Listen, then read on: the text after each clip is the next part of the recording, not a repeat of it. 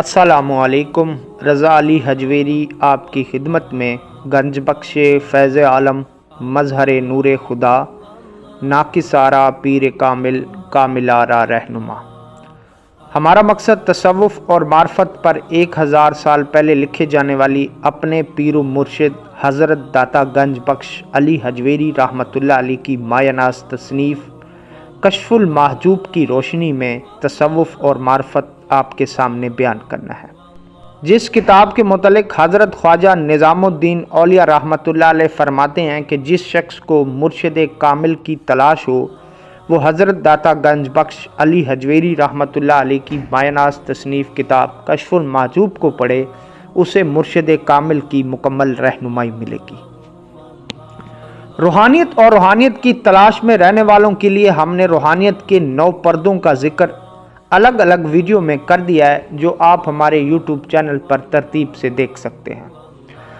آج جس موضوع پر ہم بات کرنے جا رہے ہیں وہ روحانیت اور روحانیت میں مشاہدہ حق کا حاصل ہونا، یعنی اللہ تعالیٰ کا دیدار۔ یہ کیسے حاصل ہوتا ہے اور اس کے لیے ہمیں کیا کرنا پڑتا ہے، اور رسول اکرم صلی اللہ علیہ وآلہ وسلم کا اس کے متعلق کیا ارشادات ہیں۔ رسول اکرم صلی اللہ علیہ وآلہ وسلم نے فرمایا، ترجمہ: اپنے پیٹ کو بھوکا رکھو، حرص کو ترک کرو، جسم کو زینت دینا چھوڑ دو، امیدوں کو طے کرو، جگر کو پیاسا رکھو اور دنیا ترک کرو، تاکہ تمہارے قلوب کو مشاہدہ حق حاصل ہو۔ حضرت صلی اللہ علیہ وآلہ وسلم نے ایک حدیث میں حضرت جبریل علیہ السلام کے جواب میں ارشاد فرمایا کہ مرتبہ احسان یہ ہے، ترجمہ: اللہ کی عبادت اس طرح کرو جیسے تم اس کو دیکھتے ہو، اور اگر تم نہیں دیکھ سکتے تو وہ تو تم کو دیکھتا ہے۔ حق تعالیٰ نے حضرت داؤد علیہ السلام پر وحی نازل فرمائی، ترجمہ: اے داؤد، کیا تو جانتا ہے کہ میری معرفت کیا چیز ہے؟ عرض کیا گیا، نہیں۔ تو اللہ تعالیٰ نے ارشاد فرمایا، یہ حیات قلب ہے میرے مشاہدے کے ساتھ۔ صوفیہ کرام کے نزدیک لفظ مشاہدے کا مطلب ہے دل کی آنکھوں سے حق تعالیٰ کا دیدار، خلوت اور جلوت میں بغیر چونوں چگوں، یعنی کون اور کیوں اور کیسے کے۔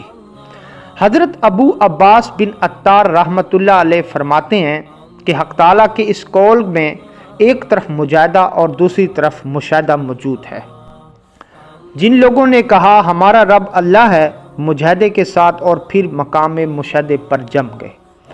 حقیقت مشاہدہ کسے کہتے ہیں، حضرت داتا گنج بخش علی حجویری رحمۃ اللہ علیہ کی تعلیمات کی روشنی میں آپ کے سامنے بیان کرتے ہیں۔ حقیقت مشاہدہ 2 اقسام پر ہے، ایک پکے یقین کے ساتھ اور دوسرا غلبہ محبت کے ذریعے۔ غلبہ محبت کی وجہ سے سالک، یعنی جو رائے سفر اور رائے سلوک اور روحانیت کا سفر طے کر رہا ہوتا ہے، اسے سالک کہتے ہیں۔ غلبہ محبت کی وجہ سے سالک ایسے مقام پر پہنچتا ہے جہاں وہ کلیہ حدیث میں دوست بن جاتا ہے اور دوست کے بغیر کچھ نہیں دیکھتا۔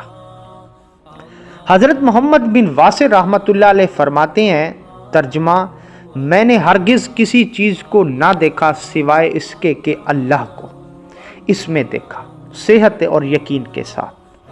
ایک بزرگ رحمت اللہ علیہ فرماتے ہیں کہ میں نے جس چیز کو دیکھا اس میں حق تعالیٰ کا مشاہدہ کیا۔ اس سے مراد حق تعالیٰ کا دیدار ہے اور کائنات کی ہر چیز میں۔ حضرت ابو بکر شبلی رحمت اللہ علیہ فرماتے ہیں، ترجمہ: میں نے ہرگز نہ دیکھا کسی چیز کو مگر اللہ کو دیکھا، یعنی غلبہ محبت میں مشاہدہ حق سے منور۔ غرض یہ کہ ایک وہ ہے جو فعل حق تعالیٰ دیکھتا ہے، یعنی جو حق تعالیٰ کو دیکھتا ہے چشم باطن سے، اور چشم ظاہر سے فعل یعنی کام کو دیکھتا ہے، اور دوسرا وہ ہے جس کو فاعل کی محبت اسے ہر چیز سے بیگانہ کر دیتی ہے، حتیٰ کہ وہ خود فاعل کا مشاہدہ کرتا ہے۔ یہ جو پہلا طریقہ ہے جس میں فعل کا دیکھنا ہے، اس کو طریق استدلال کہا جاتا ہے، اور دوسرا طریقہ طریق جذب کے نام سے موسوم کیا جاتا ہے۔ با الفاظ دیگر ایک وہ ہے جو دلائل منطق سے اللہ تعالیٰ کے وجود کو ثابت کرتا ہے، اور دوسرا وہ ہے جو جذب اور عشق میں سرشار ہے، جس کے لیے دلائل حجاب بن جاتے ہیں۔